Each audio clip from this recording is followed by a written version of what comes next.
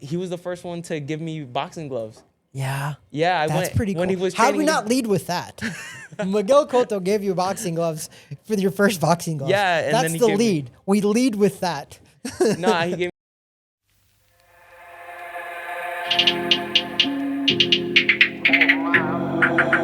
Who am I? I'm the greatest. Who am I? I'm getting paid.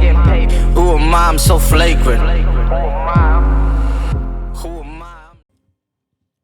How's it going, guys? This is Travis with Weighing In with Travis Hartman. I'm pleasured to welcome boxer Alexander Rios Vega.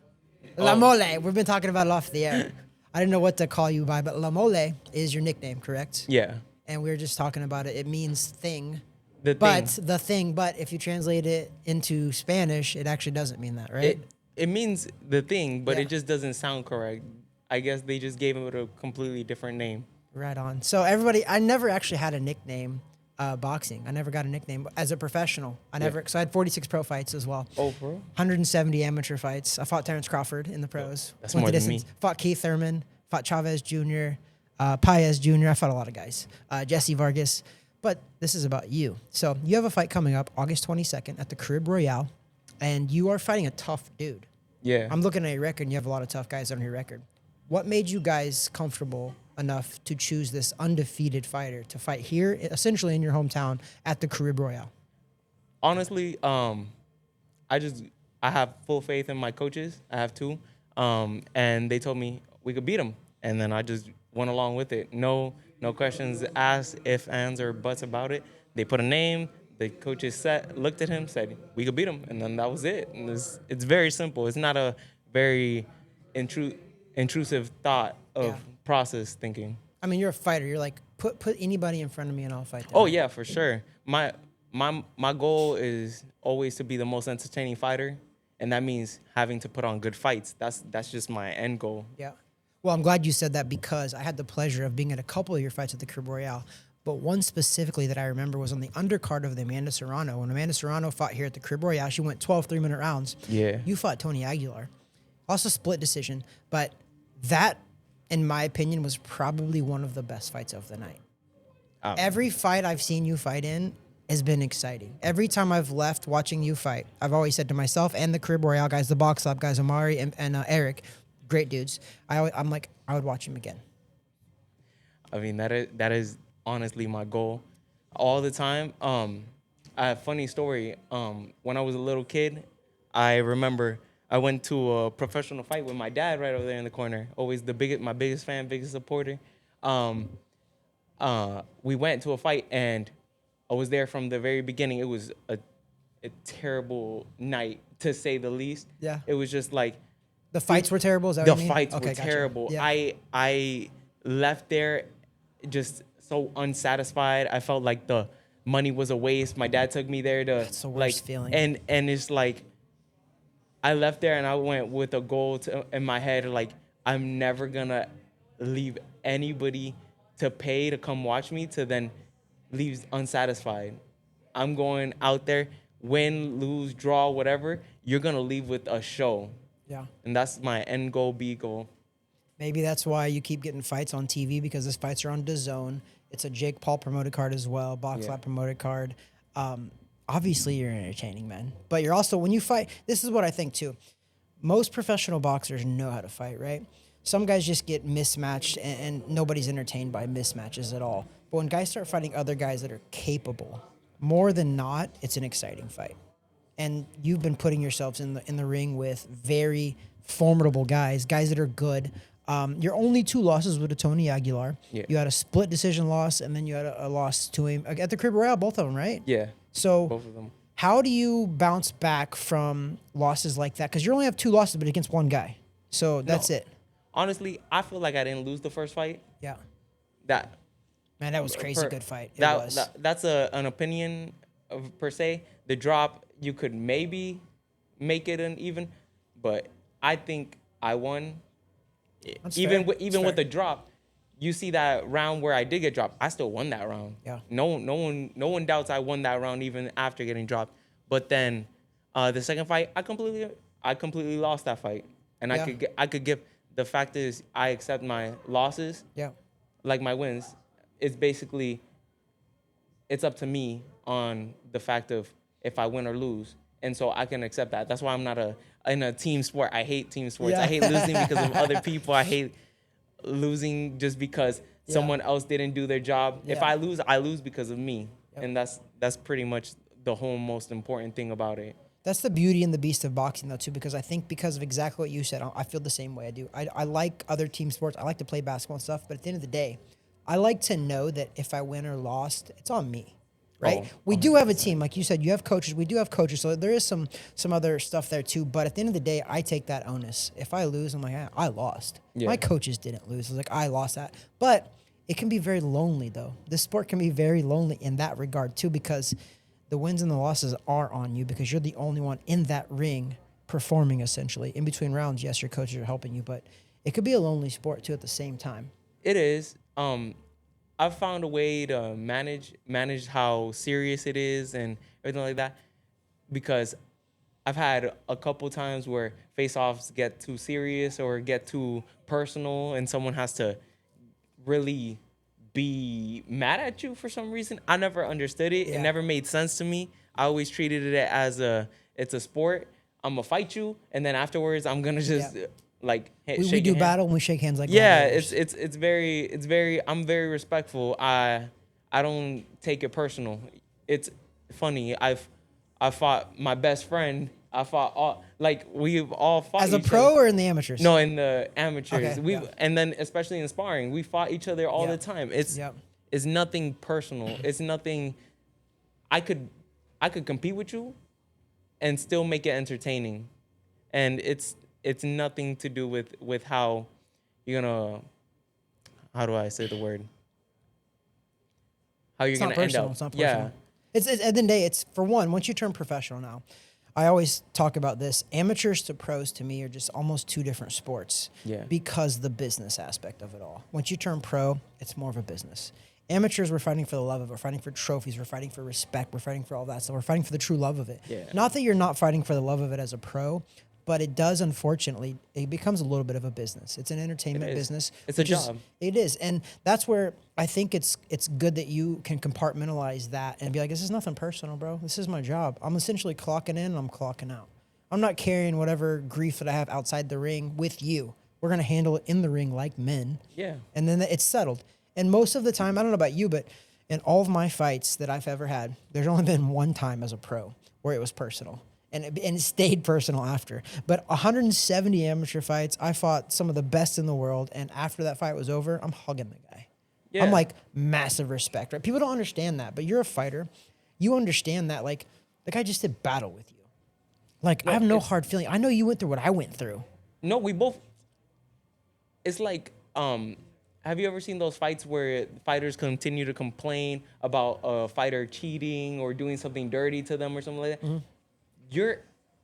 To me, I see that as the aspect of like, why are you complaining? You're in the sport where you could do something about it. handle it, yep. Someone is being dirty to you, beat them up. Yep. I've never complained about someone hitting me with an elbow or hitting me low or hitting me in the thigh. I'm in the sport where I could do it something back. about it. You could do it back, I literally. could do something about Yeah. it. And it's like, it makes no sense when I see people complaining or trying to run something. I try to be as clean as possible. Of course. I try to be as respectful as possible because at the end of the day,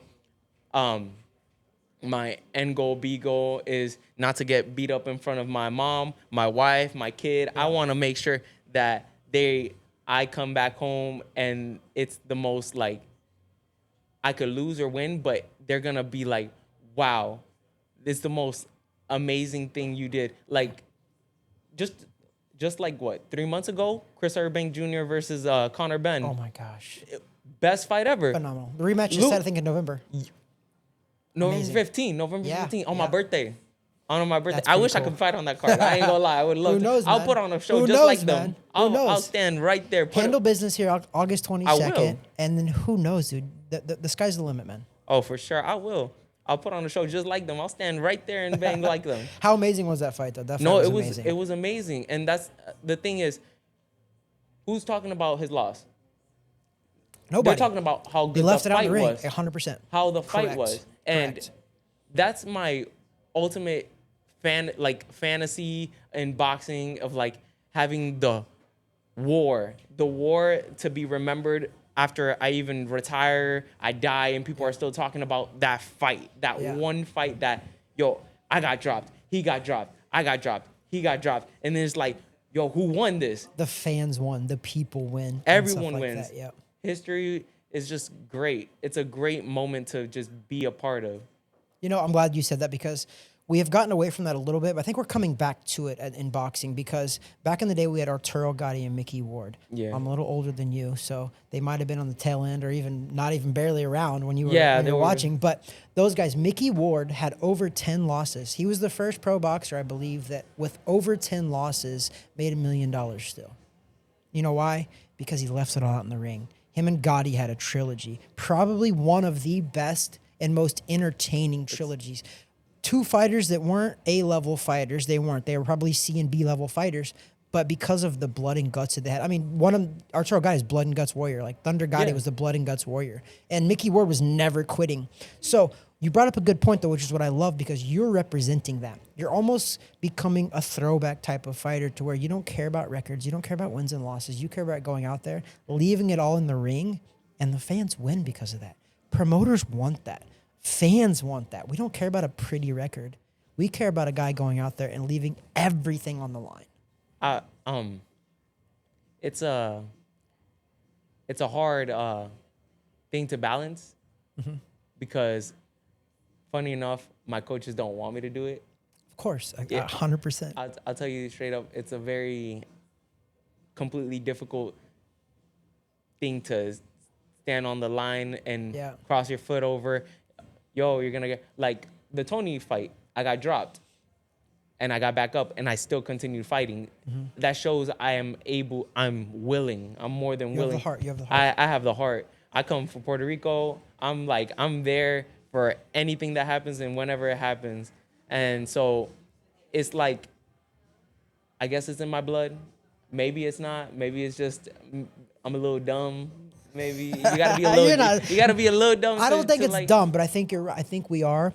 Think about this, and you're touching on something perfect though. The psychology of we're choosing to get in that ring and get punched in the face, but we're also choosing to punch too, right? Yeah. So there's a little bit off with us. There's a fine line between what we do and sanity. It's a little bit insane. It is. It's a controlled chaos is what I call it too. But it is. We're not normal people. We're not. And I'm okay with that though. I don't think we're dumb, but I think we're just not normal.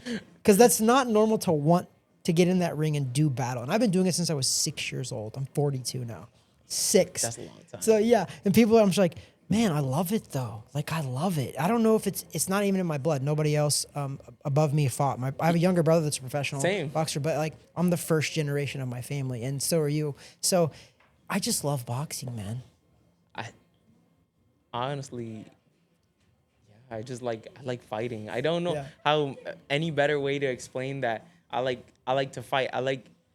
Funny enough, I've gotten to the point where punches don't hurt. They more bother me than hurt. Yeah. It's at a point where it's like, did you just really hit me? Yeah. And I'm like, it is like, oh, that would hurt me. I'm like, what do you mean that would hurt you? That just bothered me. Yeah. It's like when I see the highlight reel of Canelo's chin, it's like, I don't think Canelo feels the punches anymore. Canelo's more of just like, did you just hit me? And he walks down like that's almost like a mosquito. He's just swatting it away. Like, what was that? No, like something. Triple G, boom, and then looks back at you and craziest chin you could ever imagine. I'm like, that's insanity. So I'm gonna float this by you because you fought Tony Aguilar. He dropped you in that fight, in the first one, right? I think what happens also when a guy gets dropped by the other guy, and this happens to me, I'm speaking from my personal experience. When I dropped a guy and he got back up, I'm like, crap. I'm like, I hit him really good and he got back up. Like the psychology, most fans watch that and they're just like, okay, the guy that knocked him down, like he's gonna win this fight easily. But when the other guy gets back up, I don't think what they realize the psychology of that is, because now you got back up and you're just like, hey, he hit me probably with his best shot and I rose to that occasion. I feel like it almost inspires you more by getting knocked down and takes a little bit away from that guy who knocked you down. If you're tough enough and talented enough. When you got up, what were you thinking? When Tony Aguilar dropped you in the first fight? Oh. Do you remember? Do you remember how you what was the feeling? I just thought Like, I'm not I supposed to gotta be win. here. I just gotta win. I was like, this is my moment. I gotta win. What am I? Why? I honestly felt like I was winning the fight all the way up to getting dropped. You probably, yep. And then Probably the drop correct. with the whole new rule with Gervonta and Ryan, the you can't come back from, you go automatically a 2-8. It's an 8-10. 10-8 round. No, you can come. There's no rule with that. You can, if you get knocked down and you can win that round, it's still up to the judges have the discretion so to not make it a 10-8 round. They 100% can make it a 9-9 round or I think it's a 8-9 round or something like that. 100% they can do that. It's not against and out of the rules. It was just rule just came out. But a lot of judges don't though. A lot of judges don't make. If a guy gets knocked down, automatically most judges are like 10-8 automatically. Yeah. But some judges aren't. They're not. I don't want to talk crap on judges because I think they do a good job. They do. But some judges aren't capable of differentiating a round after a knockdown. Meaning, like, you could have dominated that round, you get knocked down, and then you get back up and dominate the rest of the round. No, because you can easily still draw that round. Instead of losing it 10-8, you can have a draw in that round even. That's what what I was That would have been considering. fair, yeah. I was considering because I got dropped in the first 15 seconds of the round starting. Ding, ding, ding, walked up. Tony was the 5th round. Tony walked up, boom, boom, boom, landed, bam, bam, bam, 3 punches straight in a row. And I just ate them and I took a knee. I didn't even get dropped. I just was like, okay, I'm hurt. felt If a little woozy. Yeah, Okay. if I got hurt, I tell my coaches and I tell them this every single time. No matter what, I'm going to take a knee before I get knocked out because I prefer to be able to have the chance to win the fight. So Yeah. it doesn't matter. Oh, I'm gonna stand on my shield and just get knocked out. That's how you because get stopped usually. That's though. how you lose the fight. exactly. I'm gonna take a knee, and then after I took a knee, I got taken to the corner. But all right, do you want to continue fighting? I'm gonna go fight there. And then, did I start running? No. Did I start holding? No. I started banging because my philosophy is if I just start backing up and letting him tee off on me, he's gonna hurt me. Yep.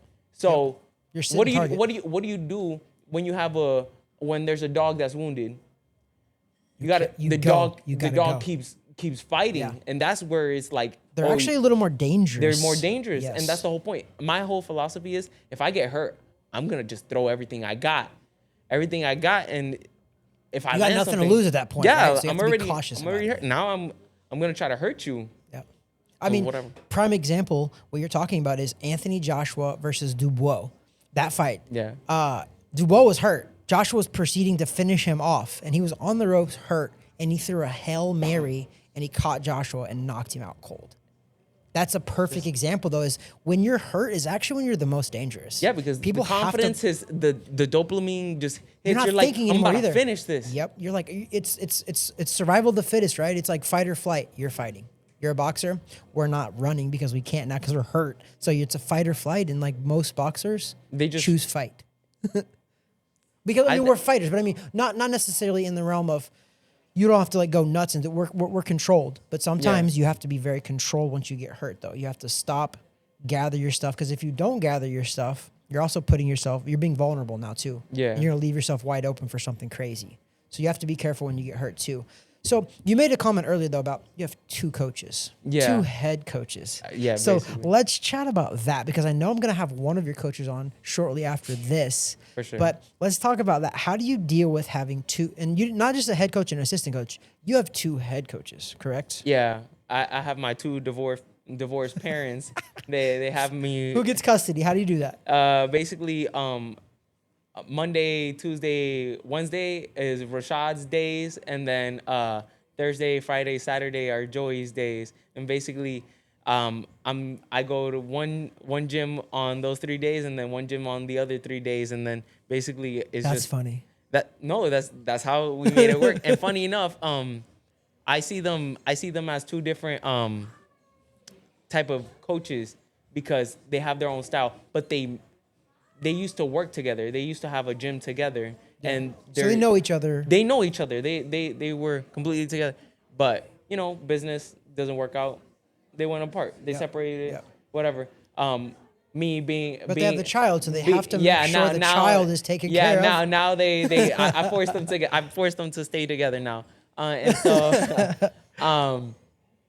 so basically them staying together with us or with me, they already know how each other work. They know how it is, and so they I say Joey is my offensive coordinator. Yeah. And then Rashad is my defense coordinator, honestly, because Rashad is more thinking about, yo, don't get hit with this. Block here, block there, block this, block that. And then Joey is always telling me, okay, he's open here, he's open there. Throw this.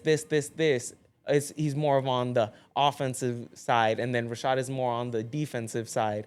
And so they work really well together, honestly. There's none of their two things ever contradict of what they're telling me. So do you ever come into a problem during a fight with those two having to how do you do that when a fight happens? There's a head cornerman and there's a chief second. Who goes in the ring with you? How do you choose that? They chose themselves. I let them. They figure it out. Yeah, I let them figure that out. They've figured out. Let's do what's best for their kid. Basically, I see them like other parents. That's so cool. And so they've been amicable so far. Yeah, for sure, 100%. That's pretty cool. They work for me in the sense of like we're gonna be here together and work together, and we've been at it. It's helpful because when sparrings are down in Miami or in Tampa, one can't make it, the other one goes, and then if the other one can't go, the other one goes, and it's always the information always comes across to both of them. They understand each other. They worked with each other before, so they understand. So you said that you're from Puerto Rico. You were born in Puerto Rico? Yeah, I was born in Bayamón, Puerto Rico. Puerto Rico. Yeah. So there's a lot of history in Puerto Rican boxing.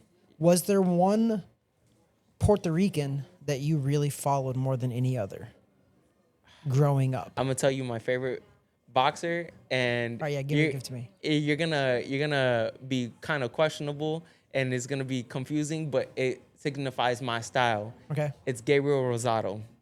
Okay, I know Gabe. Yeah. Gabriel Rosado Yeah. is my favorite boxer of blood all and time. guts kind of a warrior too, but also basically started boxing a little bit more He later started in his late. career. He didn't have no help. He basically started from Gabe Rosado. backyard brawls. He just fought and won the other day. I know. Yeah. for sure.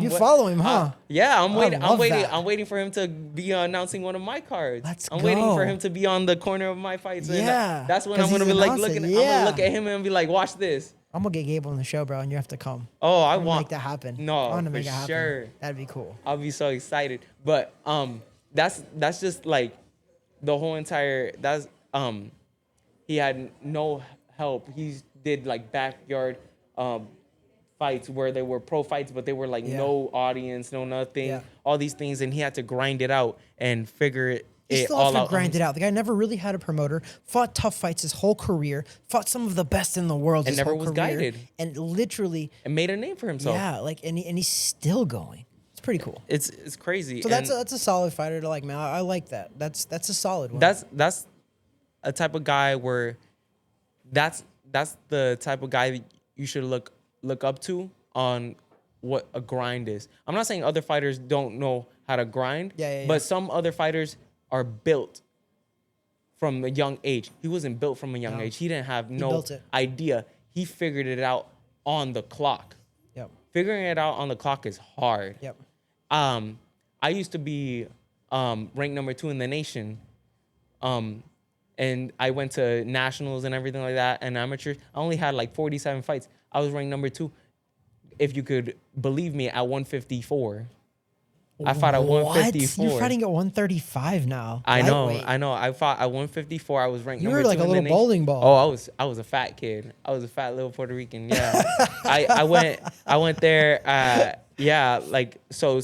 was youth 17, 18, and then went 18 and then up afterwards. I started taking boxing serious. But you were fat and you were boxing though. Yeah, I was fat, but I had cardio. And you boxed though. Yeah. But you had to be talented though. You were talented. No, I didn't have. I had trainers that just pushed me to keep throwing, Yeah. and just don't stop throwing until the bell stops and the referee gets So it was in not the a lot way. of technique. It was just like all No, hard, it all was- gas, no brakes. I'm learning now technique from my coaches. From That's 154, it was just pressure. Yeah. Just do pressure. Now I still do pressure, but now I'm figuring out how to use my jab. I'm figuring out how to move my head. I'm figuring out how to. Back then, it was just throw. You know, when you say you were that much weight, Sean Porter actually used to be like 165 in the amateurs. No. And then he's yeah, 147 in the pros. Sean Porter is 140, one like of them. a world champion, like a grinder too. But like he actually cut weight as he went along, and I think he was a bigger guy because he played football, so he put on some weight because of that. Yeah. He was. I don't think he was a chunky one. But you know who was? Benavidez. For real? David Benavidez. I haven't. Have you not seen that pictures of him? Oh, you got to look him up. David haven't looked it Benavidez, look him up. He was very overweight, and he got into boxing.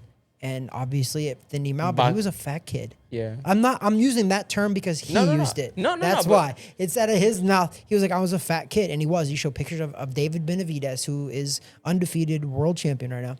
You show pictures, he's a fat kid. Like, I mean, like, really fat kid. And now he's a pro boxer, not a fat kid. Obviously, can fight, is in shape. And, like, do you think boxing, did you originally join boxing then to lose weight? Or what was the love of boxing? I started boxing at like 10. I weighed literally about 150 when I was 10. And I never lost weight. I just built muscle, I guess, for I up weighed to, 6. I took second at nationals at 10 years old, and I was 60 pounds. If you weighed 150, that was double me. You were 2 me's. yeah, but I did At it 10 years old. I did it since I started boxing, but I only started competing when I turned 16, 17 Gotcha. or 17, 18, and then that's when I started competing nationally. I did maybe 2. This was before you had to have 10 fights to go fight in nationals and everything like that. This was Like way open before. division, all that, Yeah, yeah. everything. I just decided to go to the nationals and independently, and I went and I just kept going final to final to final to final. I just made killed it. finals. I never won. But you made it. You made it, I though. always made it to the finals. You made That it to was the dance. I always got. You were the Buffalo have- Bills of I have- boxing. I have a collection of just the comer up, the runner-up, yeah. runner up. Yeah. I have the hoodies. I have a whole collection of hoodies of runner ups. That's all I got. I don't got no. That's pretty champion. wild, though, that you made it that far still. No, I went. That's I pretty went wild. against a bunch of actual pros that are at 154 and 160. Like higher ups, Like I went against Blanca. I fought against Blanca. I fought against Blanca, Marcus Valle. Yeah. I fought against all in amateurs. I fought Nice. against all of them in amateurs. Was it Darius? Oh, I don't know. But I went against a bunch of pros now that have a good winning Yeah. record and everything like that. As That's an how you get amateur, better, at man. 154. You got to fight the best to be the best. My pops always said that growing up. My dad was my coach from my first amateur fight. He was in the corner of my last pro fight as well. No, my And dad is in the corner all the time I too. love He's it, dude. always there. You got to have that because their goal is to keep you safe. Their goal is they're your father. They're a protector as well, right? So I think you need that honesty and I think you need that support in your corner. I think it helps. I do. Some people don't Yeah. like fathers in the corners. And sometimes it doesn't work. I don't think it works to some higher up guys. I think Devin Haney's dad should not be in his corner. I think Devin Haney's dad is a little too much. And I see my dad more. We've had this conversation. My dad isn't my coach. My dad is more of my emotional mentor of like he knows how to rile me up, how to Yeah. guide me He and knows get you me better than anybody. get me going. Yeah. He knows what to say when he goes. And if you've seen Corey fight and my dad's Yeah, there, Corey Marksman. if you've seen Corey Yeah. fight and you'll hear my dad in the background. What do you? what did he say? I didn't hear it. What did he say? He says stripper. Oh. He calls. Oh, because he can dance, Yeah, right? Corey. He was dancing on here a little bit too, sitting in his chair. Yeah. So my dad is everyone's biggest fan, but he's my He's the biggest hype fan. guy. He's the hype guy. I love it. He's my biggest fan. I love that. So it's crazy. He knows when to get me going in the middle of a fight, and it just goes crazy. So it sounds like you have a really good mixture then in your corner because you have 2 head coaches. You have your father as well. So you have an offensive coordinator. You have a defensive coordinator. You have a motivational speaker. Pretty much. What more do you possibly need? You like that's a pretty good mixture. No, I don't think people realize that. That's a pretty good mixture. I have everything I need. So do you think that mixture is going to be enough to get you through on August 22nd here at the Caribe Royale on DAZN, and you're fighting an undefeated fighter? Oh, do you care about that? That doesn't bother me. You could be undefeated. I'm the one that's gonna take that away from you. Yeah. It doesn't matter to me. I show everybody if you're able to stand there with real people. Yeah, you're like his undefeated record. Like, is that really who he is? And if it's not, you're gonna test that. Oh, I'm here to make you earn your wins. I'm here to make sure you have to win and beat me, and not even just beat me. You gotta take me out. See, I love that. I'm gonna man. keep I love coming that. at you. Even if you say the second fight against Tony I was losing, I was still coming at him. I might have been losing. I'll go 110% to the final bell. It doesn't matter to me. 100%. I could be winning, losing. I'm gonna try to win.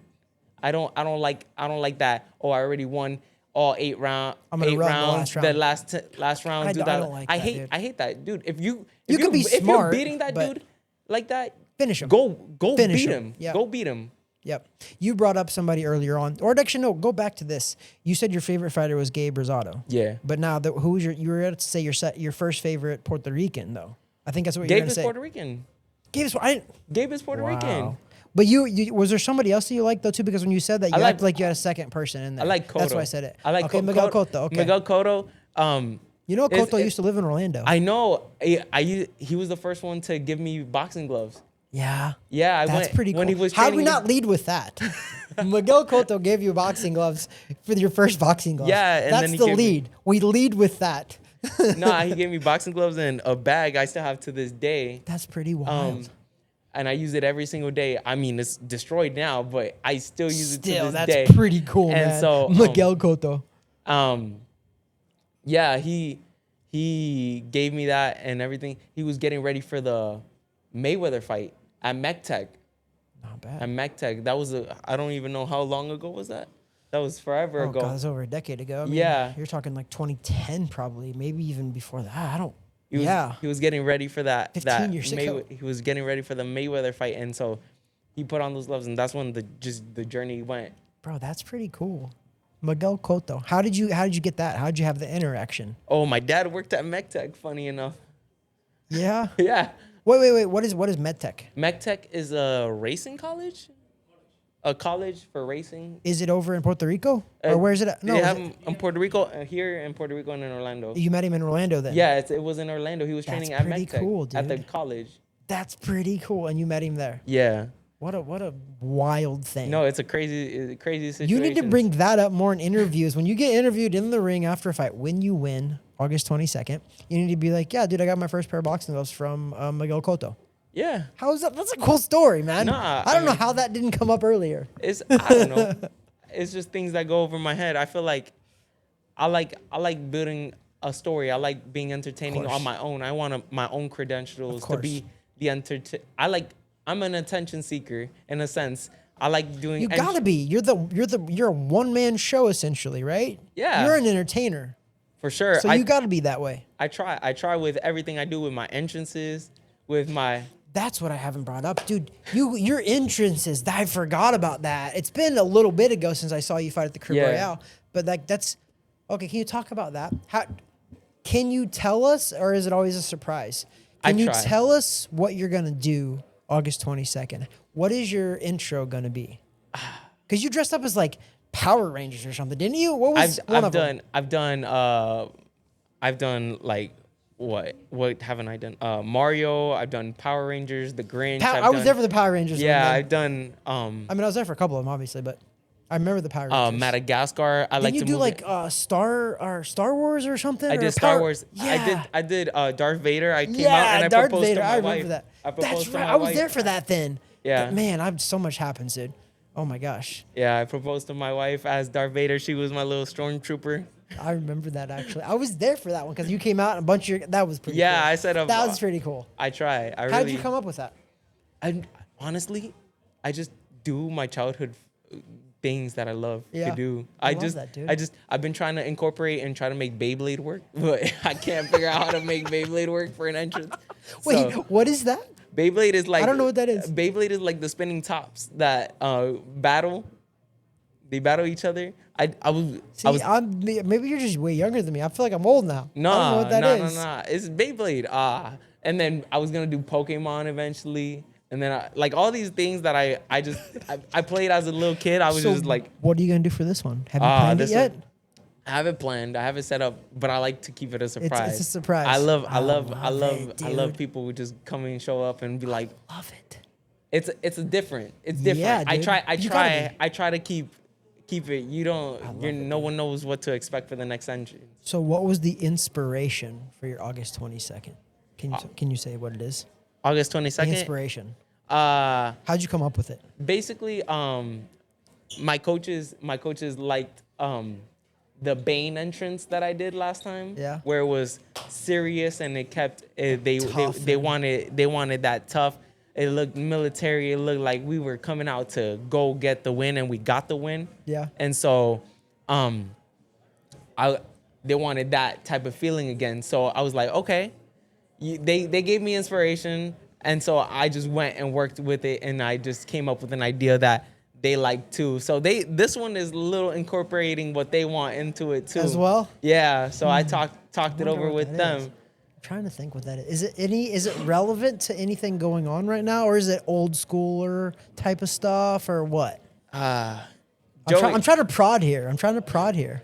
what? How would you say this entrance is like more old school, something old school, a little old school? All right, I like that, man. I'm actually very curious. I can't wait. I'm interested, man. Like, I want to know what it is so bad right now because it seems interesting. Your entrances are awesome, man. I'm not kidding. You know this, but like your entrances are freaking amazing, and Yeah. I love seeing stuff like that. It's so funny that you say that too. I had Corey on the show too, and I was like, Corey usually dances as he comes out. Yeah, for right. sure. And he always picks a different one too. And I was No. like, how do you pick that? And Corey's like, it's different every time. He goes, you know what I do? He's like, most of the time it's like the week of the fight, I just shuffle through whatever's next in line on my shuffle. That's what I choose. Yeah, So it's a 50-50. It's kind of cool, man. I like that. I think that guys like you, guys like Corey, that put entertainment in there as well. You give the people who buy tickets, and at the end of the day, that's the customer, right? That's who you're. We Yeah. always say we work for ourselves when we're boxers, but we don't. We actually work for the people who come and buy tickets for us, right? For sure. In a way. So I don't want us to forget that because I'm a huge boxing guy. So I'm not fully retired yet, but I'm not competing anymore. But I love the sport enough. I want to keep it going. Mm-hmm. I want to be an ambassador to the sport, and you guys, I think, are coming up and you're doing all this stuff that's bringing eyes to the sport. And that's what I appreciate. And that's why I like having you on the show is guys who actually care about the sport, but they also want to bring entertainment value to it because you have to. No, think for about sure. it. That's the purpose. Why else are people going to come watch? It's just a different age now where people aren't just coming for the blood and guts. They're not. They're coming No. for the whole entertainment value of the night. I want people to be entertained as soon as the music turns on, as soon as the walkout, and then obviously, especially the fight. Yeah. And then as soon as I'm walking out, I want to continue entertaining after I walk out. I want to be able to have that whole entire scene. Obviously, I don't have that type of management or movement to be able to do that, but eventually when I do get it, I'm going to be able to push it to do a whole show myself because my end goal, my biggest goal in life is or not life, but in boxing is to have a whole entire fight in front of the castle of Disney. That's A pretty cool. professional card in front of Disney and then come out with all the characters of Disney. That's right up your alley. That is my end goal. I'm a Disney child. I watched Disney ever since I was a little kid. I was just there. And so You're in funny. the right place. We're right here in Orlando, Florida. I know. Disney's the Mecca. My goal is to get the castle of Disney. I've looked it up. They rent it out for weddings. So I was like, hey, if you rent it out for weddings, you could do a boxing event. 100%. You could do a boxing event. Put a boxing card right there. There's some insurance Televise there, it. but we could probably make that happen. Oh, I wanna be the main event right there and have a whole entire setup for that. So, all our people just sent me a picture of you and Miguel Cotto. I'm looking at it. I'm gonna put it on the screen, but it's you in boxing gloves, and you do look a little like you don't look fat. You look chunkier though. But like I'm gonna, I'll put it up bigger on the screen. I'm putting it on the camera now, but like I'll put it up bigger on the screen. I'm fat. You're chunky. You're not. I've seen fatter kids. You're a little chunky for sure, but that's pretty cool, Miguel Cotto. Yeah. You know what I think would be really cool one day is for you, 2 things to happen for you. For you to fight on a card big enough in Orlando where Gabe Rosado, because he does the zone. Yeah. So DAZN he does the announcing and everything. DAZN is your fight. The fights here at the Caribe Royale on Friday, on August 22nd and August 23rd. It's a back-to-back by Most Valuable Promotions. Pretty cool. And Box Lab, pretty cool. But Gabe Rosado to announce one of your fights and Miguel Cotto to be there. Like, how amazing would that be, bro? No, it'll be crazy. Like, would that not be a dream come true? It's a dream. That'd be awesome. Dream. Honestly, I just want to. It's a crazy experience just to this point where I'm at right now in boxing. I'm able to say I'm fighting on TV. I never imagined that because funny enough, thinking about it back then, I was the fat kid. I was the kid that was never chosen or wanted. I was very looked over. I was the least talented one. Yeah. And so funny, even my coaches could say it. Like when I got to them, he's like, "Yo, you have no talent at all at this." I'm only laughing because you laughed. No, because it's like I have the fight in me. Yeah, I'm a dog. I'm willing to fight and work, but I have no talent. You're a lion. I'm willing to go out there and die for this, but you also need to know how to finesse. Yep. And so I don't have that finesse. I'm figuring out that finesse right now. Well, you have 2 coaches. Yeah. To hopefully pull that back. You have an offensive coordinator, defensive coordinator. To hopefully they're going to put that in check enough to where it's a perfect balance. Yeah, because you need that though. This is what I always say too. And I train some fighters now too, and I always tell them this. I'm like, listen, I want you to never turn down a fight. Always think that you can beat everybody. Oh, I could always. But you're going to have people, you need to have people around you that can pull you back enough, right? Like, I want you to think you can kill everybody that you fight. You can literally go in that ring, everybody. But you also need to be trained enough to know that, hey, yes, you can beat this guy, but we have to pull it back a little bit to beat him. We have to do this to beat him. So you can't use your blood and guts for this fight, okay? We know you got it, but, like, I love it, though. You need to have that, but also you need to have people around you that you trust, which is your coaches that tell you, hey, listen, all right, we know you got that in you. And this is something where, so I used to always, so I've never been knocked unconscious ever in 170 amateur fights, 46 pro fights, ever. Not even Terrence Crawford. I went the distance with him. But I tell my fighters, I'm like, listen, I know that you're tough. You don't have to prove it, right? Like, you're tough. You stepped in the ring already. You're a professional boxer. I know you're tough, right? Don't go out there and try to prove it, meaning like, oh, I could take all the shots in the world. Don't try to prove it. Like, finesse this guy, beat this guy, and graduate to the next level. No, but I say it in the aspect of, like, I'm not trying to just take the punches from the person. It's just like, I don't have that skill yet to be able to dodge the punches or block the punches. But you do. I'm getting there. Skill. I'm getting there now. I'm getting there. But at that moment where I wasn't. Yeah. I wasn't there. And that's the thing. Some people don't tell themselves the truth. I'm not there yet. Yeah. I know I could say I'm not there yet. Yeah. But at the aspect of me not being there yet, I'll still fight you and I'll still give you a award. You're gonna earn this win though. Yeah. Like, put me in with Gervonta, put me in with Pitbull, put me with anyone. I might not win, but you're going to earn this win. Yeah. You're going to have to fight me for this win. Yeah, I love that. I'm going to go the whole distance, or you're going to have to stop me. With that being said, August 22nd at the Caribe Royale, get your tickets, come see this guy fight. What do you have for the fans to know going into this fight that you're going to show them August 22nd? What would you, if you could leave them with one thing, one comment, one sentence, one paragraph, whatever, with what can they expect going in? They're watching you. You're 9-2. You're fighting an undefeated fighter. Yeah. Going into August 22nd. It's a Friday here at the Caribe Royale. What should we expect? One phrase. Expect me to be spectacular. Like it. Expect me to be better than last time. Expect everything that you don't expect.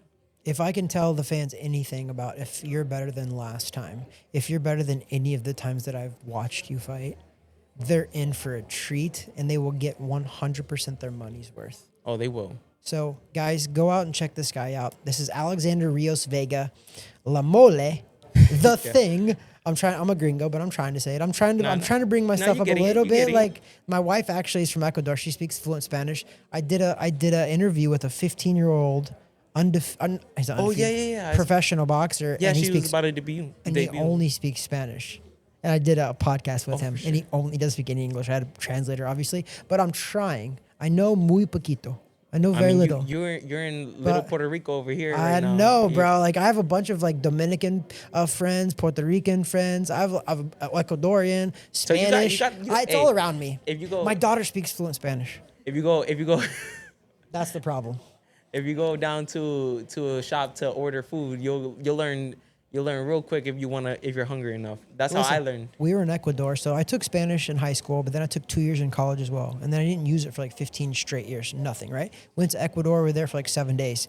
By like Ecuador, there's no English. We were in like the heart of Ecuador. Like, they don't care if you're American or not. It was all Spanish. My wife is the highest ranked Ecuadorian-born professional tennis player of all time over there. The government flew us over there. It was pretty cool. It was really crazy. Cool. My wife's actually a rock star. I'm not. She is. But so like, I learned a little bit of Spanish when I was over there because I had to. When I got immersed in it, I was ordering stuff at the restaurant by myself because you pick up a little bit of it. You don't completely forget it, but if you don't use it, you do lose it. Yeah. That's one thing you do. If you don't use the Spanish, you do lose it eventually.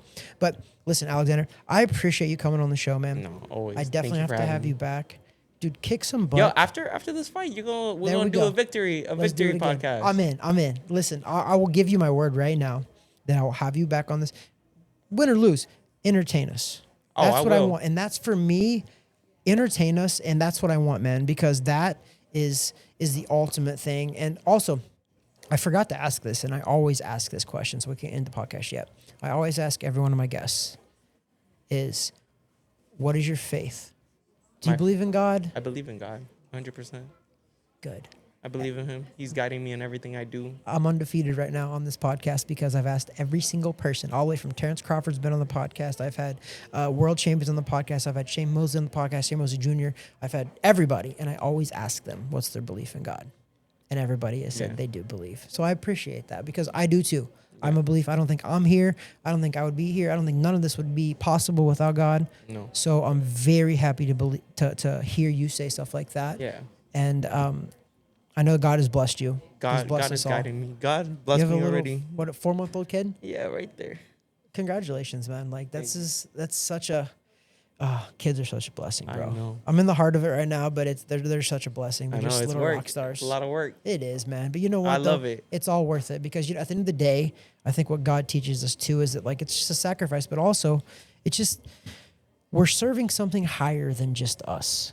100%. Right? Like, we're serving a beautiful and powerful God, and everything that I'm doing for my kids and everything, I know that I no longer live for myself. Right? You're supposed to live for God anyway, but also when you have kids and a wife, you start learning that you're living for your wife, you're living for your kids, you're living for so much other than yourself. I think that's positive. I have such a higher purpose.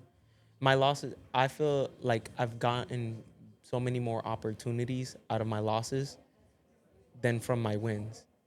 Yeah.